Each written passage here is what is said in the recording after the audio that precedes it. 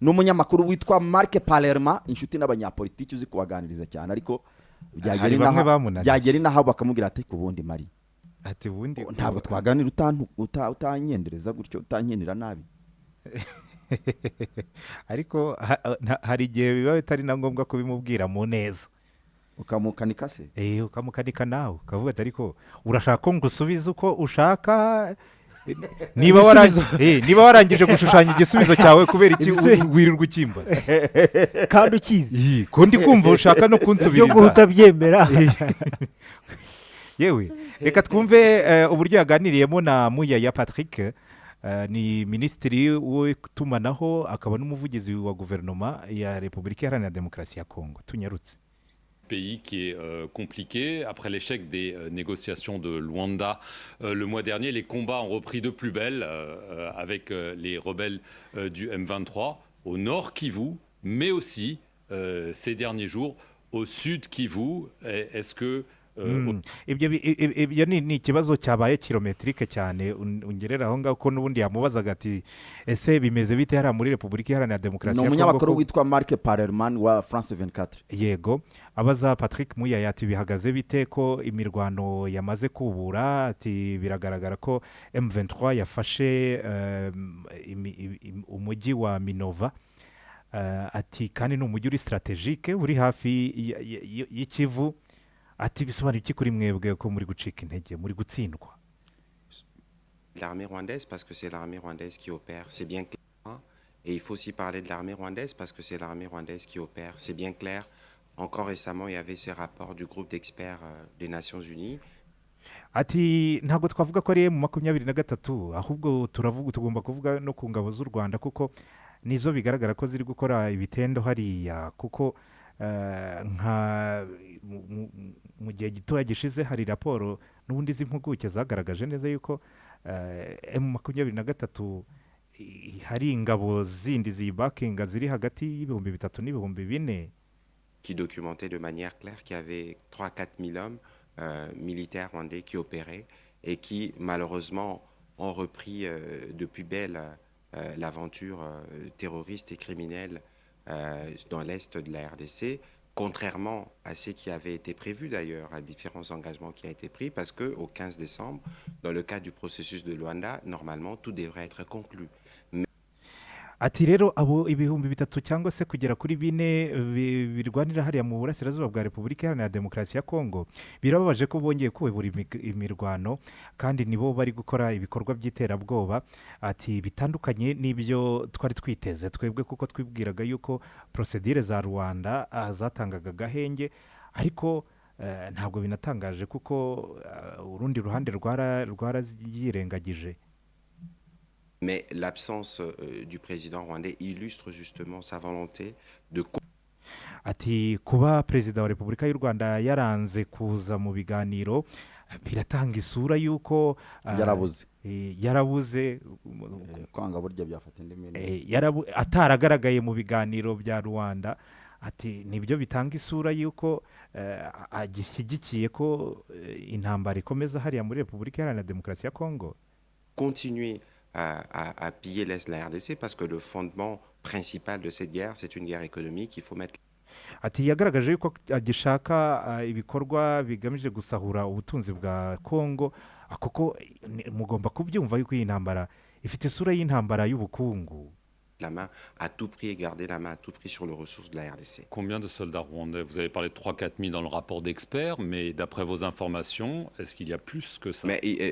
Ati n'abasirikari bangahe ubundi bari muri Repubulika Iharanira Demokarasi ya Kongo b'Abanyarwanda, kuko nubwo bwose raporo ifite ibyivuga, mwebwe information zanyu cyangwa se ubutasi bwanyu bubabwira ko ari bangahe? Baba ari benshi kurusha abo ngabo? Les informations, il peut y avoir plus évidemment parce qu'il y a régulièrement de rotation et qu'en réalité... Ati twebwe imibare yacu itwereka yuko bagomba kuba baruta abo ngabo, kuko turanabizi yuko bajya bagira igihe cyo gusimburana, bari bariyo bagataha hakaza abandi, bivuze yuko bagomba kuba bariyo ari benshi. M23, comme on l'a déjà dit plusieurs fois, n'existe pas.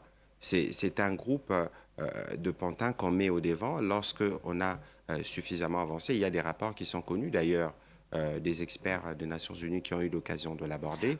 tugomba kubimenya yuko nk'uko twabisubiyemo kenshi M23 ubundi dufata nk'aho itabaho ubundi ni gurupe ni itsinda ry'abantu bakeya bashyirwa imbere kugira ngo bajijishe ariko ubundi ni abantu baza kuvuga ari uko izindi ngabo z'u Rwanda zakoze zafashe ibice runaka. C'est pas seulement la présence des milliers de militaires, mais c'est aussi la présence du matériel qui a encore une fois été documenté et dénoncé par les experts des Nations Unies. C'est l'occasion, en tout ati rero impuguke z'umuryango w'abibumbye zanabigaragaje muri raporo yuko uretse n'abasirikari hariho n'ibikoresho byinshi bigaragaza neza yuko bari gukorera hano. Ni nayo mpamvu ngo ari cyo gihe ngo tuve mu magambo noneho hajyeho ibihano bigomba gufatirwa u Rwanda. En tout cas, pour les Nations Unies de tirer les conséquences face justement au sabotage du processus de Luanda assumé par le président rwandais et au regard de la situation. Atariko nubwo uvuga kwica ibiganiro bya Rwanda birasa naho ibiganiro bya Rwanda byapfuye. Rwanda dans ces cas-là. Mais écoutez, le processus de Luanda, quoi qu'il en soit, c'est le processus qui a été mondialement reconnu pour être le cadre qui va... Je n'irai pas comme vous pour dire qu'il est mort, simplement parce que le président rwandais a choisi de continuer de s'aimer la mort dans l'Est de la RDC. C'est les processus d'ailleurs... rero ntago ndi ujyane nawe nuvuga ngo ibiganiro by'u Rwanda byarapfuye kuko twebwe turacyabibonamo nk'umuti ntago byakwicwa nuko Perezida Paul Kagame atagaragaye muri biriya biganiro ahubwo agahitamo gukomeza intambara muri RDC. Qui mérite aujourd'hui d'être sauvé entre guillemets, tel que vous vous dites, parce que s'il est mort, ça veut dire que toute la communauté internationale aura échoué. Le président de la République a ibiganiro bikenewe ahubwo gukizwa hakiri kare kuko nibidakomeza bizagaragaza intege nkeya ndetse no gutsindwa kw'imiryango mpuzamahanga atari twebwe gusa. Des vœux qu'il a échangés avec les corps diplomatiques a été clair là-dessus. Nous saluons justement les condamnations répétitives des capitales occidentales, mais nous ne devons plus rester dans les seuils de condamnation. Il faut aller sur des sanctions plus dures parce que des noms sont connus, des officiers. Ati Tshisekedi ubwo yaganiraga n'abahagarariye ibihugu byabo muri Kongo yabashimiye ko basigaye bavuga rikumvikana bagakondana cyangwa se bakagaya ibikorwa by'u Rwanda ariko tugomba kurenga ku bintu byo kugaya gusa ahubwo hagafatwa noneho ibihano kuko birazwi neza raporo zigaragaza amazina n'abajenerali cyangwa abayobozi b'ingabo z'u Rwanda bakorera muri RDC. Officiers rwandais qui opèrent et la revendication des actes terroristes posés par l'armée rwandaise et par la M23 par les officiels rwandais ne devrait pas rester sans suite. C'est aussi de cette manière qu'on peut s'assurer. Twebwe twita iby'iterabwoba bikorwa na M23 n'abofisiye b'abanyarwanda ntabwo byakabaye biguma nta gihano kibifatiwe. De prévenir encore un conflit de plus grande envergure, c'est aussi de cette manière qu'on va s'assurer qu'on fait respecter les droits internationaux. Ati rero ibyo bintu nibifatirwa ibihano nibwo twakwizera yuko uburenganzira mpuzamahanga bugomba kuba bwubahirizwa keretse niba bashaka ko ibintu intambara ifata urundi rwego. On a parlé du Nord Kivu, maintenant il y a le Sud Kivu. Ubundi twavugaga Nord Kivu cyangwa se Kivu ya ruguru ariko noneho ubu ngubu turi kujya no mu majyepfo. C'est un échec. C'est des provinces jumelles. Ça veut dire qu'il y a aujourd'hui cette Donc la guerre s'étend. Ati izo ntara rega n'ubundi zimeze nk'aho ari impanga. Ati kandi ntuvuge ngo turi gutsindwa kuko ku rugamba rimwe umuntu aratsinda ubundi agatsindwa. Nous sommes dans une dynamique de guerre, évidemment. Nous sommes dans une dynamique de guerre où il y a une semaine ari intambara. Icyumweru kimwe ushobora gufata ahantu ikindi cyumweru nawe bakagufata n'ahandi. Mais l'idée ici, c'est que vous comprenez, il y a une détermination du Rwanda. Ariko hano ugomba kumva neza yuko u Rwanda rwo rushishikajwe no gufata ibice byinshi kugira ngo baduhatirize kumva ko twaganira na M23. Justement pouvoir nous contraindre à négocier avec ces pantins terroristes du M23, parce qu'en réalité, lorsque nous disons que les terroristes du M23 n'existent pas, c'est le Rwanda qui agit à travers ce groupe et qui, à un moment, quel que soit le moment, leur imposera l'agenda. Dans l'hypothèse, ils doivent se retrouver en face de nous Mais pour vous discuter. dites- Quoi ati qu'il en twebwe soit, rero iyo quoi tuvuze qu'il en soit, il y a un yuko processus de Nairobi. aba twita umutwe w'iterabwoba wabaye mu 23 utabaho nuko tubizi neza yuko hari ingabo z'u Rwanda ziba zirwana mu isura yawo atari ko igihe kizagera ibintu byitandukanye. Processus ya Nairobi izabategeka ko kimwe n'indi mitwe yitwaje intwaro bagomba kugira ibyo badusobanurira. Nairobi qui a été prévu pour régler les questions de groupes armés, y compris la question du M23. Mais l'administration sortante aux États-Unis a dit écoutez, il faut qu'il y ait un dialogue avec le M23. None L'a dit par wasobanura écrit, gute vous ko ubutegetsi bwa Amerika bucyuye igihe bwababwiye yuko mugomba kugirana mugomba kugirana ibiganiro nayo mu 23 mwebwe mukaba mutsimbaraye ko mutazigera mubigirana ubwo murumva bimeze bite? dites on ne peut pas dialoguer avec ce groupe, ce sont des terroristes. Mais attention, parce que j'ai eu une discussion d'ailleurs avec les équipes atari aho ngaho ho américaines. witondeye kuko naganiriye n'amakipe y'abanyamerika kandi twagarutse by'umwihariko kuri iki kibazo. Kinshasa sur le sujet. Il y a un communiqué qui est sorti qui réagissait spécifiquement et qui a dit clairement tout ce que les Rwandais font avec le matériel de brouillage notamment. Abanyamerika bo barabizi banasohoye n'itangazo ryagarukaga ku kibazo cy'iby'abanyarwanda bakora cyane cyane ku ikoranabuhanga bakoresha riburizamo itumanaho byibasira indege z'abasivile bikagera no ku ndege za ONU,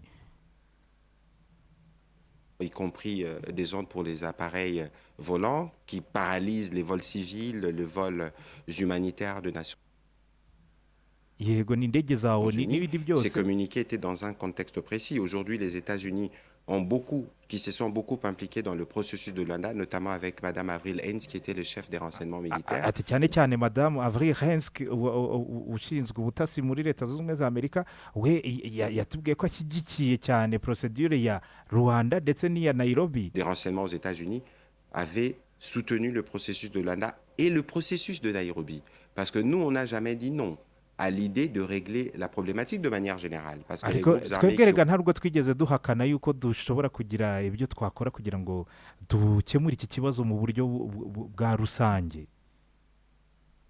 opèrent dans la région Il y en a beaucoup. doivent être démobilisés. Mais Ati ici, imitwe il y a yitwaje un intwaro focus yose justement sur un irwanira muri groupe kariya gace terroriste igomba kwamburwa parce qu'en intwaro. réalité, c'est le groupe par lequel le Rwanda Ati twebwe agit. rero impamvu twibanda donc, kuri lorsque le rapport des M23 experts nuko des ari Nations wo Unies mutwe u Rwanda rukora urwitwaje cyangwa se u Rwanda rukora ibyo rukora mu izina rya M23 niyo mpamvu uwo tuwutandukanya n'indi mitwe.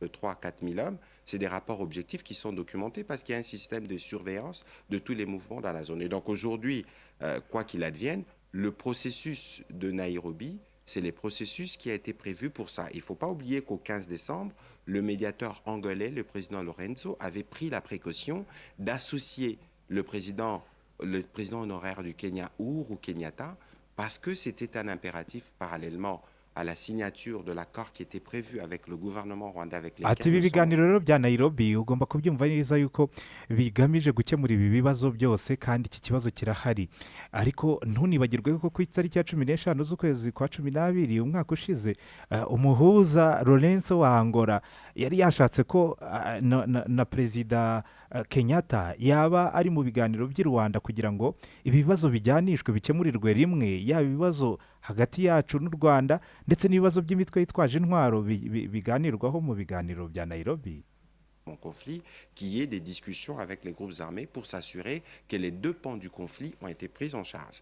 Et la République démocratique du Congo a prouvé sa pleine volonté de parvenir à la paix, mais ce qui n'est pas fait de l'autre côté. Twebwe rero byose twari twabyemeye nka Kongo tushaka ko ibibazo bikemuka, atari ko mwarabibonye ko ku rundi ruhande ntago babyitabiriye. Dès à présent les conséquences de manière plus forte et plus ferme. Mais est-ce qu'une rencontre entre le président Tshisekedi et le président Kagame est possible? Je vais juste quand même dire ce que le président Kagame a déclaré devant les diplomates étrangers à propos de Félix Tshisekedi. Je sais reconnaître les leaders quand je les vois, je sais aussi reconnaître les idiots.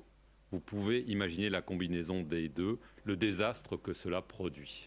Ati ndashaka kukwibariza ubona perezida Kagame na perezida Tshisekedi guhura kwabo bishoboka? Ati cyane ko ndi no guhera ku byo aherutse gutangariza record diplomatique abantu bahagarariye ibihugu byabo mu Rwanda, aravuga ati iyo ngewe mbonye abayobozi ndabamenya ko ari abayobozi ariko iyo mbonye n'ibigoryi ndabimenya. Ati noneho watekereza ubuyobozi n'ubugoryi bihuriye mu muntu umwe, ati kiba ari ikibazo gikomeye cyane. Écoutez, le président Kagame qui, ces derniers jours, n'a plus de caractère taiseux, a besoin de s'exprimer, il est fait maladroitement. Parce que non seulement Ati qu'il reka a manqué nkubwire, ati perezida w'u Rwanda muri iki gihe tubona akeneye kuvuga, kandi iyo avuze twebwe tubona avuga bidakwiriye. d'égard au président angolais qui était bien mobilisé dans le cadre de ce processus, mais sa sortie médiatique, c'est illustratif justement de son état d'esprit qui est pleinement dans la bassesse, parce que lorsqu'on commence à verser dans l'insulte à ces niveaux de responsabilité, c'est illustratif justement. Ati uhereye ku kuba yaranze kwigaragaza mu biganiro by'i Rwanda bigaragaza agasuzuguro yagize kuri perezida wa Angola, ati noneho akanumvikana mu mvugo irimo ibitutsi kuri urwo rwego, ati bihita bikwereka icyo agamije. Du caractère, passez-moi l'expression, un peu mégalo. Atarigaragaza ko umuntu ufite ikuzo ryinshi w'igihangaje cyane. Je pense que tout ça doit être arrêté, y compris par la communauté internationale, parce que c'est Atariko cette twebwe attitude twifuza ko ibi ngibi byahagarara, byaba na ngombwa na communauté internationale cyangwa se imiryango mpuzamahanga ikabidufashamo kuko ntibikwiriye. des nervosités qui poussent à ce qu'il y ait plus de massacres, parce que lorsque vous parlez, par exemple, de la prise Ati ibi bijyana no gushaka kwe kuko ubu bwicanyi bukomeza. des Minova, c'est que vous ne voyez pas, c'est qu'on ne vous dit pas, c'est qu'il y a des massacres systématiques qui sont opérés sur le jeune volontaire. Ati iyo bakubwiye ko bafashe Minova hari ibindi baba batakubwiye, ntabwo baba bakubwiye ko habaye ubwicanyi bwibasiriye abantu runaka. La patrie qu'on appelle Wazalendo. Combien? Donc, c'est Ati de manière, nk'ubwo de ubwabaye bwibasiriye abajene bari muri groupe yitwa Wazalendo, abajene barwanira kurwana ku gihugu cyabo. manière, Si vous le dites. de manière systématique. Il y a encore des rapports qui nous sont parvenus, en tout cas par des observateurs qui sont localement. Ati qui nous font indorerezi parler zacu ziri hariya zakoze raporo, biragaragara yuko abagera hagati ya 60 na 70 bose bishwe. de 70 à 90 jeunes, parce que c'est systématique, Tués. parce qu'il faut s'assurer que lorsque on fait une prise comme celle-là, on s'assure qu'on étouffe et on fait de parades de manipulation. Vous savez que, par exemple, dans cette Ati guerre, bo ukuntu bakora abo 70 kugera kuri 90, hagati ya 70 na 90 bishwe, biba bikenewe kuko baba bavuga yuko iyo bagiye gufata ahantu abantu bose batabumva babakura mu nzira, le kuvuga ngo Rwanda barabakubura. a démontré de plus en plus que c'est véritablement l'empire et l'industrie du mensonge qui, de manière régulière, pompe à peu près 1000 tweets par jour. Ce que Ati moi rero j'appelle, iyo barangije binjiramo bafite ikuzo bigaragaza nk'abacunguzi muri propaganda, atari ku bundi ni ibintu bigaragaza ko u Rwanda rukomeje kuba uruganda rw'ikinyoma. Ati kuko depuis quelques jours, hari abantu bakora amatwita arenga 1000 ku munsi, bigaragaza yuko bimitse ikinyoma. la manipulation, la désinformation, le mensonge qui est revendiqué au plus haut niveau du pouvoir. Par Mais leur, militairement, le c'est président eux qui Kagame, avancent. ça veut dire. Militairement, Vous c'est dites eux qui. Ati ariko rero militairement, c'est ugomba eux kwemera yuko mu bya gisirikare mufite intege nkeya, barabarusha rwose. qui Je, avancent. je vous ai dit tout à l'heure que nous Ah, sommes dans une dynamique. Oui, Ati reka guerre où il y a- nkubwire nubwo turi gukubitwa, ati ariko turi mu ntambara uyu munsi twatsindwa ariko ejo tugatsinda. Il y a des batailles qui sont remportées par les uns et remportées par les autres. Mais l'idée ici, c'est qu'on ne devait plus justement être dans ce cadre-là, dès lors qu'on avait choisi le cadre du processus de Luanda. C'est pour ça Ati ariko qu'il est njyewe important icyo nsimbarayo ni uko tutakabaye turi muri izi ntambara, kuko twebwe twari twarahisemo kujyana mu biganiro bya Rwanda. que le Conseil de sécurité, que la communauté internationale puisse tirer des conséquences dans l'immédiat du caractère Ati niyo mpamvu rero belliqueux dusaba ko du président rwandais qui s'est nk'akanama traduit k'umutekano de toutes ka les ONU manières, kafata ibikangisho ibihano byihutirwa kugira ngo uku gushaka ko gukomeza intambara muri ubu burasirazuba bwa Kongo u Rwanda rufite bihagarare. compris par son langage que vous avez relevé tout Vous à êtes l'heure, prêt à- c'est qui est contraire justement à tout ce qui est mis sur la table comme principe pour restaurer la paix dans l'Est de la RDC. Si ça continue, Nord Kivu, Sud Kivu, voire autre chose, vous êtes prêt à porter la guerre ati ibi nibikomeza muri Kivu y'amajyepfo n'iya ruguru mwiteguye gutera u Rwanda mwiteguye Écoutez, gutera u de Rwanda. toute évidence, toutes les hypothèses pour nous sont à table. Mais la première hypothèse, pour celle-là nous, c'est aussi. de nous assurer Ati d'abord nyumva que nous neza. assurons la défense ejo naho genda buhoro. Ati nyumva neza rwose ibintu byose watekereza nk'umuti w'iki kibazo byose turabitekereza n'iyo ntambara irashoboka. et l'intégrité de notre territoire. que atari nous icyo protégeons dushyize imbere aka kanya ni uko tubanza kurinda ubusugire bw'igihugu cyacu n'imbibi zacyo. nos populations et que vous savez, l'option de la guerre est une option qui est envisagée. Nous y sommes déjà d'ailleurs. Ati rero igisubizo cyo gukoresha intambara dutera u Rwanda ni ibintu turi gutekerezaho tunabirimo ariko nuko tugenda gakeya rimwe na rimwe. Peut-être qu'il faut éviter d'aller dans des conflits de plus grande ampleur parce que ni les peuples rwandais ni le peuple congolais ne méritent la guerre, ils méritent d'échanger.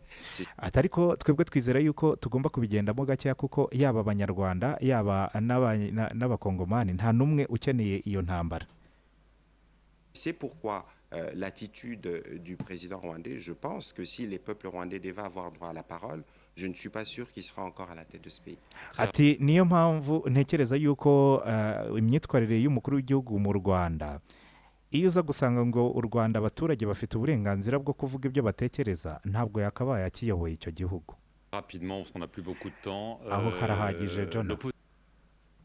none se kubera icyo avuga ko abantu bishwe wazarendo bishwe kandi bari kurwana n'inyeshyamba kubera icyo bavuga nk'abasivili nyine bo urumva ni sinzi niba barabikoze babitekereje neza ko bazakomeza kugira stati y'abasivile kandi bafite imbunda. ahubwo ashobora kuba atari yakagenzuye neza aravuga ati kugira ngo ubwicanyi bw'abajene ayumvikanishe ko abaturage bari kwicwa. Ntabwo yari buvuge ko abazarendo bo bari impliqué n'abarwanyi. Ashobora kuba hari abazarendo b'abasivile n'abazarendo b'abarwanyi. Oya yananirwa kubitandukanya se. Iyo warangije kwitwa umuzarendo ni ukuvuga ngo uba wagiye mu ntuza. Patriotisme. Wazarendo ntabwo ari icyo bisobanura. Umva nkubwire wishaka kugira gutese. Mbere na mbere Patrick Muyaya ntabwo ari umuswahilofone. Ari umuswahilofone wabivuga ukabyumva. Iyo baza kuba ikiganiro cyabaye mu Giswahili nta n'ubwo iyo confusion twari buyumve. Ariko context abivuzemo hari context hari na vocabulaire akoresheje automatically ari kuvuga wazarendo ni military wing ntabwo ari abaturage. Wazarendo bisobanuye empatriote koko aho ndabyumva ariko wazarendo niyo mpamvu ari kuvuga mu Gifaransa ariko ntabatraduize kuko yaba ari gushaka kuvuga wazarendo y'abaturage aravuga ngo les jeunes wazarendo yari kuvuga les jeunes patriotes yari kuvuga les jeunes patriotes kuko gukunda igihugu ntabwo bivuze ko byanga bikunda uzagendana na wazarendo kurya kurasana na M23. Hariho abashobora kuba bavuga bati twebwe turwanya M23 ariko ntabwo tuzajyayo kurasana nayo, ariko abemeye kujya kurasana nayo nibo bafashe iyi nyito yitwa wazarendo. Ni ukuvuga ngo iyo bavuze wazarendo c'est sur les combattants. Yego ari nabo ejo uribuka barya abajene bo muri FDLR batashye bari kuvuga ko muri wazarendo barimo. Hanyuma se umuturage utumvikanye na M23 wawe yitwa iki? Umuturage utumvikanye na M23 mu yisanse M23 ifata ibice ibyo turabyemera. Imaze gufata Minova. Abagezeyo bagasanga abaturage ntibayobotse. Uwo muturage M23 yamufata ite? Umuturage burya afite shuwa yo kuyoboka. Tujye tubwizanya ukuri. Umuturage afite shuwa yo kuyoboka. Nta shuwa yo kuyoboka cyangwa kutayoboka. Kubera iki? Iyo ahantu hafashwe ahantu hari imbunda umuturage arahunga. Ntabwo ujye babona bashoreye ihene n'utumasa n'udutama twabo tw'udusekurume. Ntabwo ujye babona. Umuturage afite shuwa iyo abona M23 yakubye ikavuga iti nimwicare hari adukora inama. Aricara nta yandi mahitamo afite. Nta mahitamo bafite. Umuyobozi yavuga bagakoma amashyi. Tayiri choice afite. Kinshasa yababwira iti nimugane ruguru dore niho turi bakajyayo. Abandi niyo mpamvu bafite miliyoni 7 bari mu nkambi z'imbere mu gihugu. Miliyoni 7. Ntabwo umuturage afite harimo ingingo zikomeye yagarutseho mbere na mbere harahamya neza ko M23 ngo ni nyito gusa ntago yibaho. Ni ingabo z'u Rwanda ahubwo zaremye Pantere de Pante. Pante se ni Pante se ni nkuko wavuga ngo urashyira udupupe imbere yawe tuzaya tuguhagararira tukavuga utuntu ariko ubundi atari bo ni abantu bari aho ba nyirarureshwa urumva niko bo babakarifiya ati si bo barwana turarwana n'ingabo z'u Rwanda uyu nawe akamuhagata ati ariko se ingabo 4,000 kugera kuri bingahe nizo zibafatana ntuzate ariko namwe muraciriritse ku rugamba ubanza muciriritse aterega ati ntago ariko bimeze M23 bestima ko yaba ifite abarwanyi 15,000 iyo nestimasi ariko nawe mu gusubiza aravuze ngo siko bimeze bari ku rugamba ngo uyu munsi batsindwe ejo bagatsinda yego urumva ikindi gikomeye kirimo nuko avuga ko biteguye ni ukuvuga ngo gahunda yo gutera u Rwanda ntibigeze bayirambika oya niyo muri media no kugira none se ko yaramumubajije yari kuvuga ati oya ntituzatera kandi perezida wabo yarabyemeye erega umunyamakuru nawe ababibajije abizi nuko ari akayintro baba bashaka nanjye rwose namubonye mu ya hano nakamubaza yego ariko ni ikideri uti murakomeje nanjye nakamubaza burya kugira ngo numvikane ko nanjye nakoze akazi ati muzatera iki gihugu ariko nawe arabizi ko ababizi ko bitashoboka niba abantu irpen kandi uriya mugabo Parlement ni umwe mu banyamakuru nyine bafite amabanga y'abakuru b'ibihugu kuko mbere yo kuza kwicara ari kuri screen tubabona ntabwo ubuzi hirya baganiraga iki ahostinga abaperezida buri munsi yego ikiganiro twaherukaga twatangiraho burya twababwiraga ni icyo umukuru w'igihugu yagiranye nawe mu kwa 7 ngira ngo hafi aho ni mu kwa 7 mu kwa 6 hafi aho Burundi se u Rwanda ahandi yamubwiye ati se urashaka ngusubiza cyangwa ufite ibyawe bikurimo ushaka kuvuga ufite ibyo ugaje wishyizemo ko ndi buvuge noneho rero kubera ko ari byo ushaka byivugira nawe uvuga ati abaturage b'u Rwanda babaye bagize amahirwe yo kubazwa n'uburenganzira bwo kuvuga ikibava ku mutima ntabwo bakwemera yuko Kagame akibayobora ako se none abo bantu bimwe amahirwe bimwe uburenganzira bwo kuvuga hari umuntu aka kanya wajya kuvuga ngo muri ka kumba k'itora ngo bamufatiye igikumwe bamushyirira ahantu siyasa kuntu ari nziza Patrick Muyaya mu kwezi kwa 2 muri 2022 intambara ishyushye pe ubanza hahandi M23 gifata zabonaga na murabyibuka icyo gihe icyo gihe nani wo munsi Tshisekedi hafa ubwo ndi kugerageza kwibutsa igihe yabivugiyemo umunsi Tshisekedi avuga ati twebwe tugiye guhindura ubutegetsi mu Rwanda kubera ko abaturage b'abanyarwanda bo nta kibazo tugirana ati ubutegetsi buriho nibwo buduteza ikibazo umunsi avuga iryo jambo ni hafi aho Muyaya yaravuze ati abanyarwanda barabangamiwe ku rwego rw'uko batabasha no kwigaragambya uburenganzira bwo kwigaragambya barabwambuwe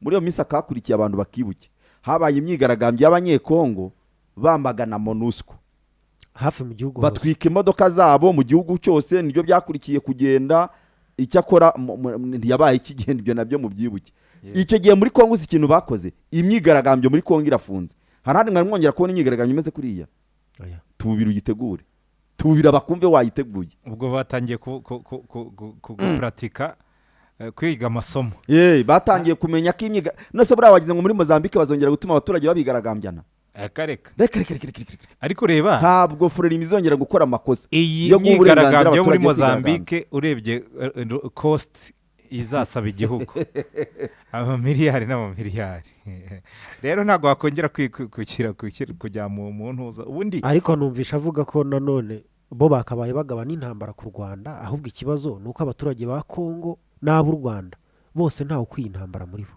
nyine bo bagira impuhwe mbega z'abaturage twebwe ntabwo turabicanyi kuko bo bashinja M23 kuba bicanyi abateroriste basanzwe twebwe rero kubera ko dutandukanye nabo tubanza basanzwe uko bica wazarendo icyo nacyo abantu bacyumve uriya ni umunyapolitiki uri kuganira n'umukeba uri kuvuga mukeba we niba avuga ko M23 ari abicanyi bishe wazarendo kandi n'abantu bahanganye ku rugamba ibyo rwose yamaze kwica ntoza ro context na contenu yayangije hanyuma iyo stati yo kwita M23 abicanyi nayikureho ku byo kutitaba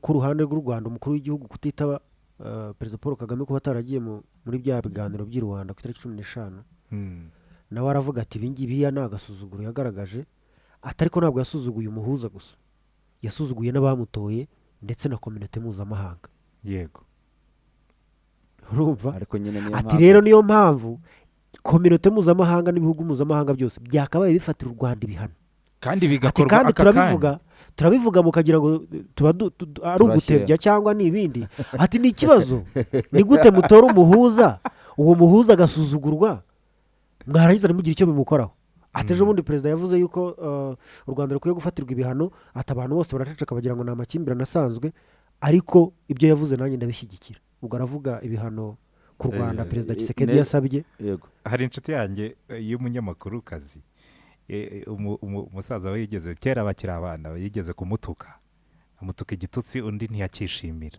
hanyuma isi atashye ajya kumurega ngo runaka ngo yantutse ngo ndi intuza kandi warambyaye urumva ako kantu ka kandi warambyaye akongeraho kugira ngo byumvikane neza ko atari njye batutse gusa kandi warambyaye niho wabyaye none bari kungira gutya ubwo wowe uri iki wowe waba uri iki ni ikibazo waba uri se w'icyo ngicyo bavuze kandi hari igihe kurwanya imitwe yitwaje intwaro ntabwo dushobora kubigeraho mu gihe tudahereye mu mizi y'ubukungu ari nayo ikurura ayo macakubiri abakomeza kutwiba imitungo kamere by'umwihariko amabuye y'agaciro akenewe cyane harimo nka za korta na zahabu niyo akomeje kudukurura ibyago n'urugomo kandi akajya kungukira ibihugu by'amahanga acishijwe mu nzira zindi z'urukurikirane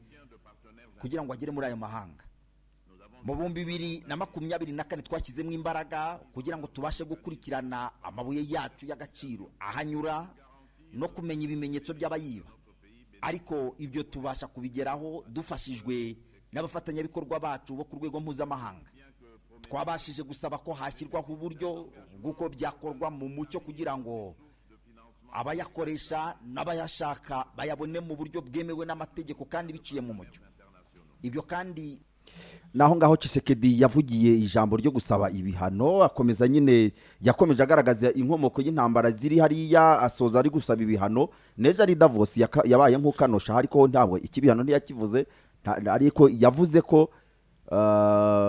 bafite amashyamba afatwa nk'ibihaha by'isi akavugira ishyamba rya Virunga riri hano muri Kivu y'Amajyaruguru nyine hano hafi na parike akavuga na ya forêt équatoriale ngira ngo yego akavuga ari yego hanyuma asoza avuga ko ariko ayo mashyamba nubwo ari ibihaha ariko yaje kubindiri y'imitwe yitwaje intwaro rero buri platform yose abonye Tshisekedi asoza ari kugaragaza ko hari ikibazo bakwiriye kugira icyo bakoraho iki bihano rero nicyo akunda kugenda agaragaza cyane ni ibihano ariko abantu bagaragaza icyo barwanira nubwo bwose nawe wakwibaza impamvu nyine condamnation zibaho bakavuga bati M23 n'abayiyoboye bitwa gutya na gutya na gutya na gutya bikarangirira ejo nuko umwanya tubanye muto washaka yari kubihuza nyine umuntu ahita byimenya abanyapolitike bari kujya kuririra abandi banyapolitike rimwe na rimwe urabireba ugatangara